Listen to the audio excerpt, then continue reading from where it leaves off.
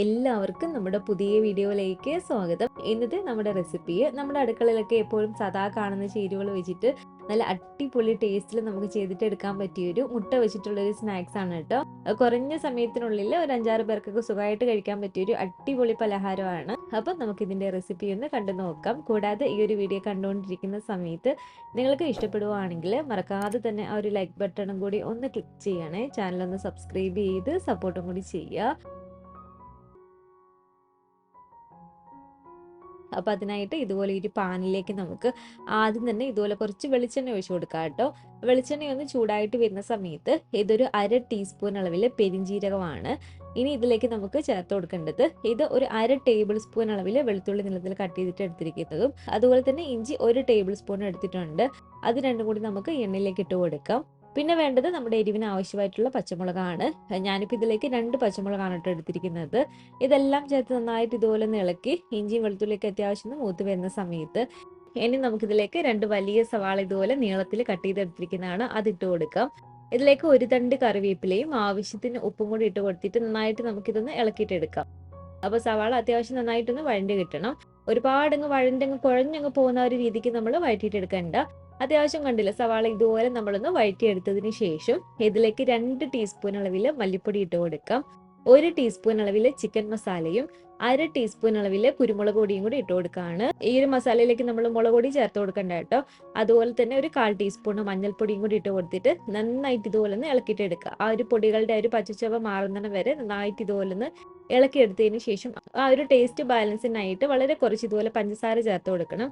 ഒരു 1/4 ടീസ്പൂൺ ഒക്കെ മതി. അപ്പോൾ ഒരു പഞ്ചസാരയും ചേർത്ത് കൊടുത്തിട്ട് നന്നായിട്ട് ഇതുപോലെ ഒന്ന് ഇളക്കിയിട്ട് എടുക്കാം.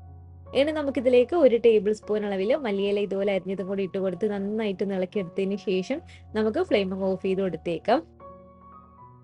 ഇനി നമുക്ക് ഇതുപോലെ മിക്സിയുടെ ഈ ഒരു ജാറിൽ കറക്റ്റ് 250 ml പാല് ഞാൻ ഒഴിച്ചു കൊടുക്കുകയാണ്. അതുപോലെ തന്നെ ഇതിലേക്ക് ഒരു കോഴിമുട്ട നമുക്ക് ഇതിലേക്ക് പൊട്ടിച്ചൂറ്റി കൊടുക്കാം. 1/2 ടീസ്പൂൺ അളവിൽ കുരുമുളക് പൊടിയാണിത്, അതും കൂടി ഇട്ട് കൊടുത്തിട്ടുണ്ട്. ആവശ്യത്തിന് ഉപ്പും കൂടി ചേർത്ത് കൊടുക്കാം. ഇതിലേക്ക് നമുക്കൊരു 4 ടേബിൾ സ്പൂൺ അളവിൽ സൺഫ്ലവർ ഓയിലും കൂടി ഒഴിച്ചു കൊടുക്കാം. 250 ml കപ്പിൽ കറക്റ്റ് 1 കപ്പ് അളവിൽ മൈദയും കൂടി ചേർത്ത് കൊടുക്കുകയാണ്. എന്നിട്ട് ഇതെല്ലാം നന്നായിട്ട് നമുക്ക് മിക്സിയിൽ ഒന്ന് അടിച്ചെടുത്തിട്ട് വരാം. അപ്പൊ ഇത് കണ്ടല്ലോ, ഇതുപോലെ നന്നായിട്ട് ഞാൻ മിക്സിയിൽ ഒന്ന് അടിച്ചെടുത്തിട്ടുണ്ട്. ഈ ഒരു പരുവത്തിനാണ് കേട്ടോ ഈ ഒരു ബാറ്റർ ഇരിക്കേണ്ടത്. ഒരുപാട് ലൂസ് ആകാനും പാടില്ല, ഒത്തിരി അങ്ങ് കട്ടിക്കുവാൻ പാടില്ല. കറക്റ്റ് ഈ ഒരു പരുവത്തിന് നമ്മളൊന്ന് അടിച്ചെടുത്തതിന് ശേഷം ഇനി നമുക്കിതിലേക്ക് ആവശ്യമായിട്ടുള്ളത് ഇതുപോലെ പുഴുങ്ങിയ കോഴിമുട്ടയാണ്. ഞാനിപ്പോൾ ഇതുപോലെ 3 കോഴിമുട്ട പുഴുങ്ങിയതിന് ശേഷം രണ്ടായിട്ടൊന്ന് കട്ട് ചെയ്ത് എടുത്ത് വെച്ചിട്ടുണ്ട്.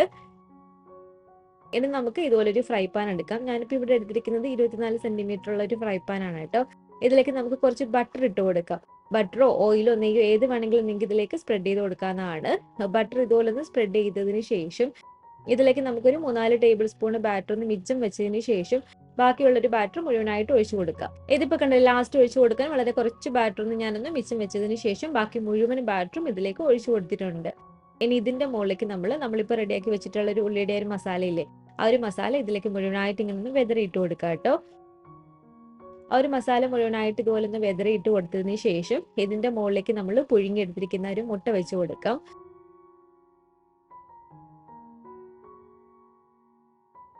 അപ്പോൾ ഒരു മുട്ടയും ഞാൻ ഇതുപോലെ ഒന്ന് വെച്ച് കൊടുത്തിട്ടുണ്ട്. കാണാനൊരു ഭംഗിക്ക് വേണ്ടിയിട്ട് മല്ലിയിലയോ ഒരു തക്കാളിയൊക്കെ ചെറുതായിട്ട് കട്ട് ചെയ്തിട്ടൊക്കെ വേണമെങ്കിൽ നമുക്ക് ഇതിലേക്ക് വെച്ച് കൊടുക്കാം.